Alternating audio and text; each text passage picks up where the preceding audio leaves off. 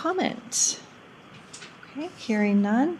Our first item is Justice Center update, but our gentleman who updates us isn't here yet. So we will go ahead and start with item 2, Centennial Trail funding increase.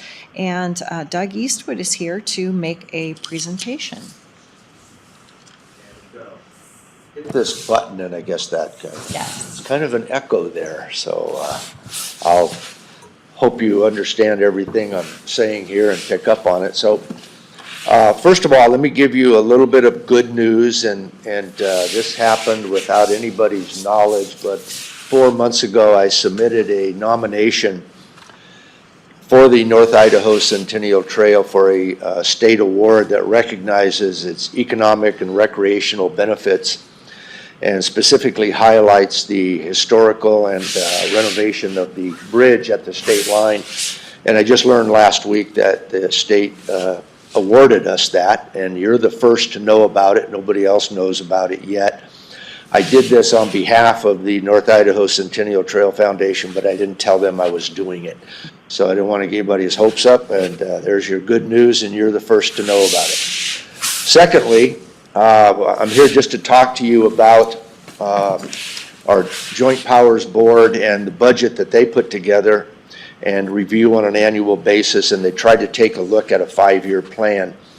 We actually put this together way back in 1989, 35 years ago. You might remember when tales were told and magic filled the air. And what we wanted to do and what we knew we needed to do is we had at that time a $5 million community asset, the North Idaho Centennial Trail. Today, its brick and mortar is probably worth $15 million. And unlike anything else, a building that we own, we know we got to take care of it and not let it go into disrepair. So on an annual basis, we tried to set funds aside, getting ready for the inevitable capital improvements that were going to happen. And we have successfully used the funds that have been set aside to leverage against state grants. We were told not too long ago those grants are drying up. It's not that they're going to go away. It's just that the funds coming into them haven't increased as fast as the demand for new trails and trail repair statewide. So trails across the state have expanded, and the need or demand for those funds is greater than it's ever been. So we were told to look to ourselves. As we look to ourselves, we're thinking, we haven't kept up with this to the extent that we probably should have. So we had a big meeting with Coeur d'Alene, Post Falls, and of course Kootenai County, and we brought the Centennial Trail Foundation to the table. And we mentioned to them, you as a fourth party need to stand alongside of these folks, since that's your mission, is to see this trail taken care of. They are willing to participate on an annual basis alongside of you, Post Falls and Coeur d'Alene, this upcoming year, and set aside $25,000 each to get us to the point where we needed to be almost 5 years ago. So this gets us there, and then we will start evaluating this every year from here on out and keep an eye on the capital improvements that are coming. As I mentioned, we built the trail 35 years ago, and 34 actually, and it's wearing out. We're getting some very large cracks and damage to the trail out towards the state line. We have to seal coat the trail every 6 years. Those are big capital improvements. So again, we need to step back, look to ourselves. What we also want to do is do a full-scale evaluation of the trail so we know exactly where these problems are going to be popping up over the next 4 or 5 years, and then we can determine exactly what we need to do and when we need to do it. So what I'm here today for is to ask you and encourage you to meet that contribution to the Centennial Trail long-term maintenance for the upcoming fiscal year of 24-25. Your contribution, along with Coeur d'Alene, Post Falls, and the Centennial Trail Foundation, will be $25,000 each. gets us closer to our goal, but it doesn't get us there.